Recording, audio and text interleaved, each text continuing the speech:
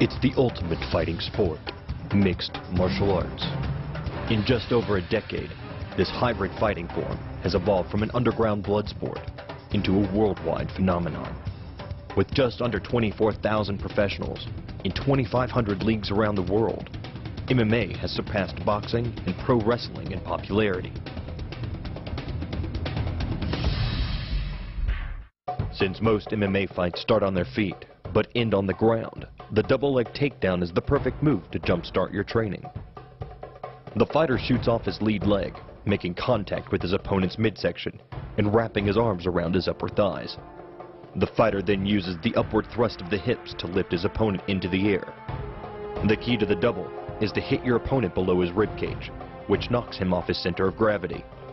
Wrapping your arms around his legs prevents him from regaining it. In order to stay on his feet, a fighter uses a technique called the sprawl. To execute the sprawl, the fighter uses the forward momentum of his opponent against him. Then he leans in, locks his hips, and slides his feet backwards. At the same time, he pushes down on his opponent's back and shoulders with his forearms, keeping his legs out of his opponent's reach. Coupled with the downward thrust of your forearms, he's now supporting your entire upper body with the back of his neck and head, which leaves him face down on the mat, vulnerable to any number of attacks.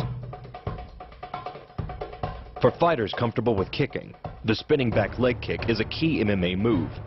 When executing the spinning back kick, the fighter steps across his body and pivots 180 degrees on his lead leg. At the same time, he throws his head over his opposite shoulder.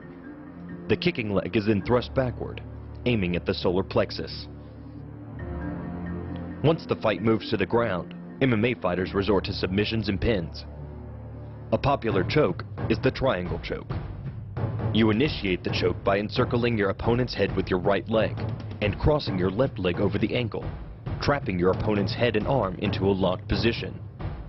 Finally, the fighter locks his hands behind his opponent's head and pulls, shutting off the carotid arteries. Another submission move is the armbar. Operating from the guard position, the fighter uses his legs for leverage and control. But instead of using the leg lock as a fulcrum for choking out the opponent, his inside arm is leveraged against your upper leg or hip. Grabbing the trapped arm, you then flip your leg over your opponent's face and hyperextend the arm. It's just a matter of seconds before your opponent will tap out. The double leg takedown, the sprawl, the spinning back kick, the triangle choke, and the armbar. These are but a few of the essential moves of an MMA human weapon.